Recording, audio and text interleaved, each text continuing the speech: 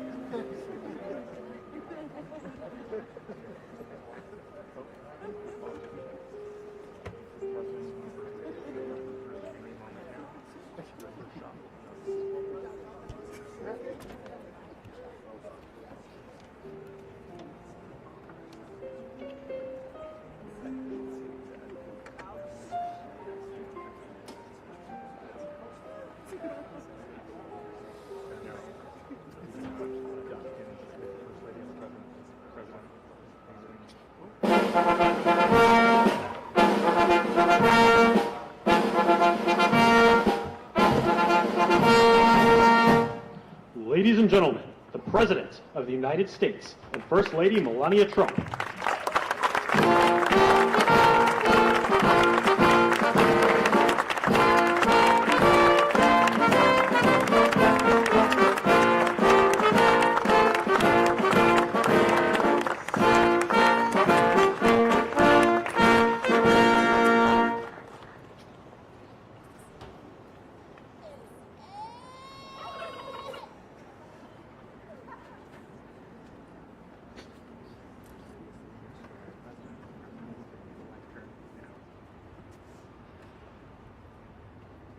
Thank you very much, and I hope you like our new beautiful patio with matching stone to the White House. If this were grass today, you'd be sinking into the mud like they've done for many years, and you would be very unhappy. Please, thank you very much. This was a big day. It's a pardon day for a very important beast. On behalf of the First Lady and the entire Trump family, I want to wish all Americans a very, very happy Thanksgiving. It's a great time of the year, and our country is doing really well, economically, like we've never done before. Today, we continue a time-honored American tradition. Well, that's a well-trained turkey. See how happy he is?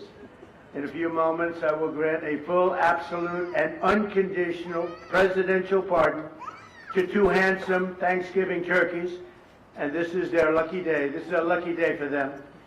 But before going any further, I want to make an important announcement, because you remember last year, after a thorough and very rigorous investigation by Pam Bondi and all of the people at the Department of Justice, the FBI, the CIA, the White House Counsel's Office, and the Department of Everything. We have a Department of Everything. You know what that is? I think that's called the White House.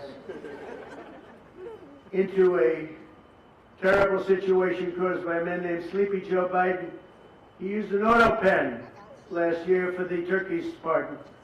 So I have the official duty to determine, and I have determined that last year's turkey pardons are totally invalid. As are the pardons of about every other person that was pardoned, other than, where's Hunter? No, Hunter's was good. That was the one pardon, Pam, that was good, right? The rest of them are all invalid. I don't know what the hell you're going to do about that, but that's, now we're going to take a little of the joking. That is a mess. but they're hereby null and void. The turkeys known as Peach and Blossom last year have been located, and they were on their way to be processed, in other words, to be killed. But I have stopped that journey, and I am officially pardoning them, and they will not be served for Thanksgiving dinner. We saved them in the nick of time. This one has plenty of time. Joined today by Vice President J.D. Vance, Second Lady Usha Vance, their daughter Mirabelle, and along with Attorney General Pam Bondi, Secretaries Marco Rubio, Scott Bessent, Pete Hegseth, Brooke Rollins, Howard Lutnick, Linda McMahon, Scott Turner, Administrator Lee Zeldin, who's done a great job. A nuclear power plant gets approved in less than a week. Okay? I'm only kidding, but pretty close to that. And we have more. Where's Lee? Stand up, Lee. One of my great superstars. Thank you. Used to take 20 years before you got rejected when you put in an application. Now we're doing them in a matter of weeks, right? And that's why we have the biggest plants anywhere in the world. We're leading in AI. We're leading in everything. Auto plants are pouring back into our country. Wait till you see the jobs coming with them. But many of them are under construction, but Lee's done a great job in getting those approvals. I appreciate it very much. FBI Director Kash Patel has been very busy doing a great job. Also, thank you, Kash. Along with members of, see, you gotta follow it, Kash. Along with members of Congress, and in particular, I want to mention Jason Smith and David Rozier. Where are those two guys? Come on, stand up, fellas. What good people. Jason knows more about the tax code than any living human being. He knows so much, we don't even want to hear about it, right? Too complicated. We're going to make it a simpler code. But we did in the great big beautiful bill. It was just passed. Your imprints all over that, and it's amazing. The biggest tax cuts in the history of our country for middle-income people. The biggest tax cuts in the history of our country for middle-income people. And the biggest jobs bill ever passed, and nobody thought we could get that one done. I'm glad. And we actually put 4 years, actually probably 8 or 10 years, but we put 4 years worth of material into one great big beautiful bill. So that worked out very well, and I want to thank everybody for working on it. JD, that was a great, you know, we were going to do it in small bills. We're going to have 18 bills and do it along the process. I'm glad, Scott, that we got it done. Because dealing with these Democrats, I think that's our one shot. But we have it all in one great big beautiful bill. Thanks as well to the chairman of the National Turkey Federation and the CEO of Butterball. That's a big deal. Jay Jandren. Where's Jay? Thank you. Stand up, Jay. Thank you very much. Along with his wife Leslie and their 3 children, as well as the farmer who raised these 2 magnificent birds, Travis Pittman and Wayne County, North Carolina. I won Wayne County by a lot. That means you had to vote for Trump, I think. I won by 92%. I like Wayne County. They're doing all right, right? And this is like a record-setting turkey that's going to be saved. The turkeys being pardoned today go by the names of Gobble and Waddle. When I first saw their pictures, I thought we should send them, well, I shouldn't say this. I was going to call them Chuck and Nancy. But then I realized I wouldn't be pardoning them. I would never pardon those 2 people. I wouldn't pardon them. I wouldn't care what Melania told me. Darling, I think it would be a nice thing to do. I won't do it, darling. These are 2 of the largest turkeys ever presented to an American president, over 50 pounds each. It's the largest we've ever had. And those are big turkeys. Are they as good as the normal-sized turkey? Better or as good? Do they tend to be a little fatty, maybe? No, he said no. He knows the turkey business. Anyway, despite their size, Secretary Kennedy has formally certified that these are the first ever Maha turkeys. I don't know if I agree with that. These are Maha. In other words, they could be fat, but they're still Maha. They've been fattened on a steady diet of grass, beef, to allow the smoothies and all of the other things that they've been eating for this occasion. This was a really big occasion. But they've eaten every fattening food that you can eat. We wanted to really make them special, and they really are. They're like record-setting I've never seen a turkey that big before. Are they violent at all? Will they attack as I walk over? Because if they were, I'll stay right up here. But as you know, we're a tough on crime administration. We are tough on crime. You know, our border had 0 people coming in for the last 7 months, right? 0. I mean, even I find that hard to believe. They had millions and millions of people pour into our border from prisons, from mental institutions, gang members, drug dealers. They poured in to our country like we were stupid people. We're not stupid people anymore. But nobody's ever seen anything. The job that they've done on the Tom Holman, Christy Nome, the whole group, the job they've done on the border is almost like a miracle. We have, and the people that make these statistics that said 0, they've said 0 for the last 7 months. A kid, it has to be like a few people got in, but they say 0.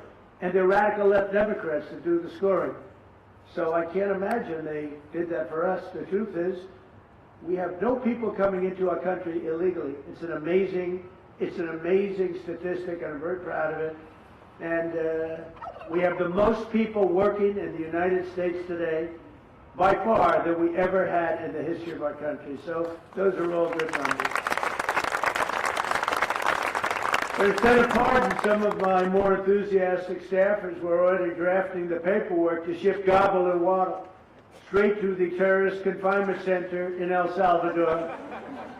And even those birds don't want to be there. You know what I mean? It's a tough. I'd like to thank the president of that country. They do a rather efficient job.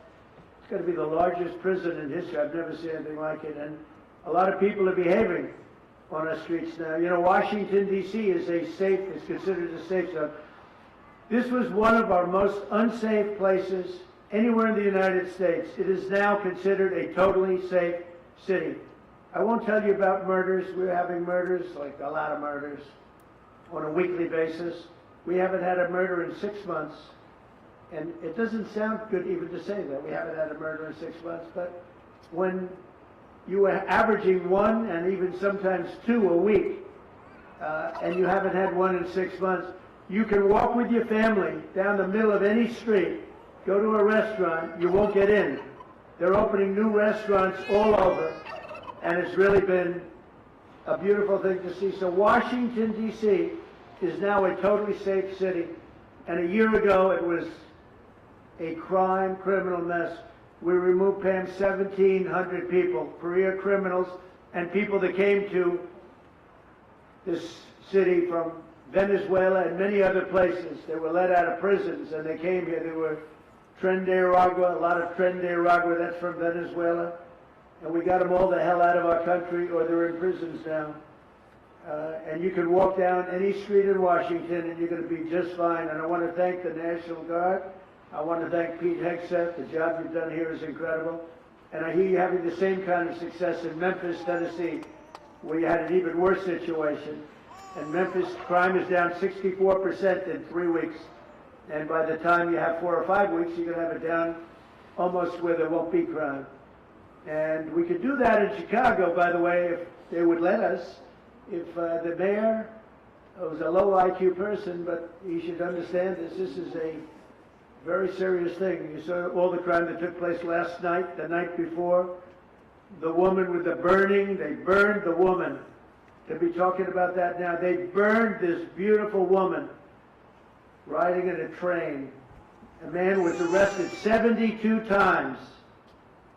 72 times, think of that. And they'll let him out again. The liberal judges will let him out again.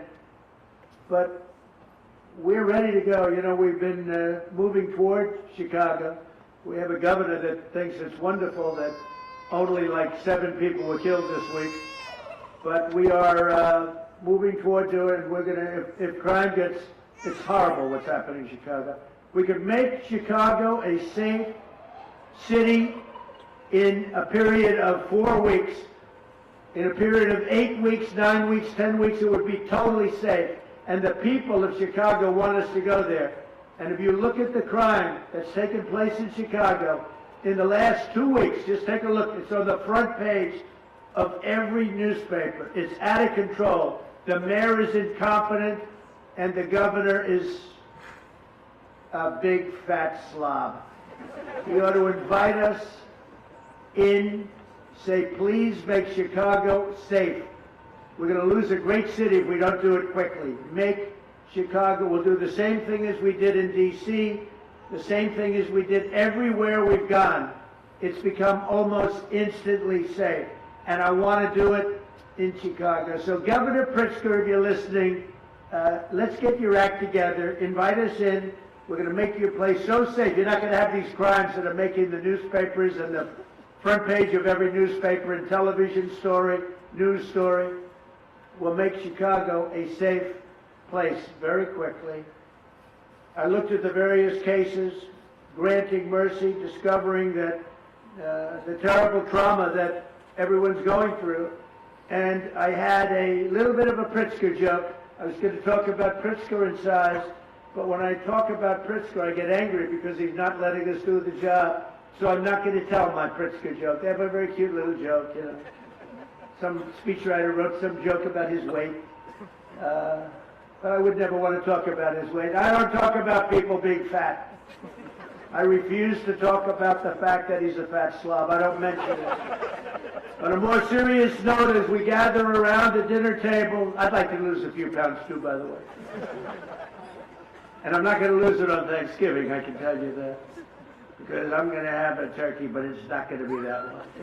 I hope all Americans will have the chance to enjoy the fellowship of family and friends and renew our faith in God's providence. 1 year ago, we were a dead country 1 year ago. The King of Saudi Arabia said it to me actually 4 months ago when I was in Saudi Arabia, Qatar, UAE. He said, you know, 1 year ago, the United States was a dead country, and now you've got the hottest country anywhere in the world. We're the hottest country. We have $18 trillion being invested as of now. We're not even close to being 1 year. The most ever was $2 trillion for a certain country I won't name during the last administration. In 4 years, they had less than $1 trillion being invested in the country. In 9 months, we have over $18 trillion. It's a number that nobody has ever even thought possible. And that's in building plants and building so many things, investments in our country. Nobody's ever seen anything like it. But we have more people working. We have more people praying. The churches are coming back. I don't know if you've been reading that story, but religion is coming back to America. Some people say, oh, why would you mention that? To me, that's a big deal. And this Thanksgiving, we're also making incredible strides to make America affordable again. Walmart announced that the cost of their standard Thanksgiving meal is 25% lower than just 1 year ago. That's a big deal. According to the USDA, the price of Thanksgiving turkey is down 33% from its Biden era highs. Potatoes are down 13%. Ham is down 15% compared to last Thanksgiving. So we are down to a level that we haven't seen in a long time. Egg prices are down 86% since March, and gasoline will soon be hovering around $2 a gallon. Under our leadership, we passed the largest tax cuts in history, the largest spending cuts in history, the largest regulation cuts in history, and we have fully secured our southern border. I've also ended 8 wars in 9 months, and we're working on that final war. It's not easy, but I don't know. I think we're going to get there. 25,000 soldiers, Ukraine, Russia. In the last month, 25,000 soldiers have died. So I think we're getting very close to a deal. We'll find out. I thought that one would have been gone quicker. We did 8. I thought that would have been an easier one, but I think we're making progress. In less than 1 year, we've accomplished more than most other administrations have accomplished in 8 years. And this is a very special Thanksgiving. We thank God for his many blessings and the great success that this country has seen in this short period of time. We draw strength from the love of family and friends, and we express our undying gratitude for the men and the women of the United States Armed Forces. We love them. We pray that peace and prosperity will continue to bless our land, and together we'll really just keep this great drive going to Make America Great Again, MAGA. I think it's the greatest expression in the history of politics. Make America great again. So once again, Melania, thank you for doing such a great job and being such a great First Lady. And now let's go and give Gobble, Waddle. Waddle, by the way, is missing in action, but that's okay. We'll pretend Waddle is here. The gift that they've been waiting for. And I'll move over and I will just say very nicely, Gobble, your pardon. Come on, let's say it in front of Gobble. Thank you very much, everybody.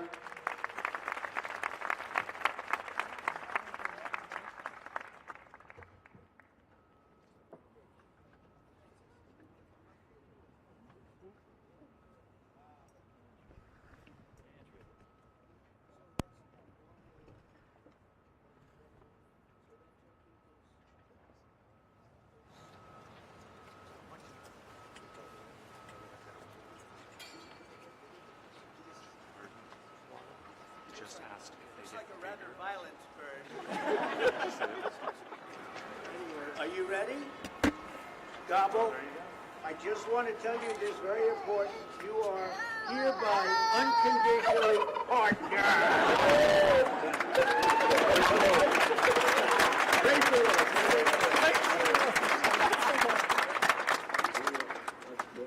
It's nice. Who would want to harm this beautiful bird? That's great, that's great. Thank you very much. Fantastic job. Thank you very much. Thank you very much, everybody.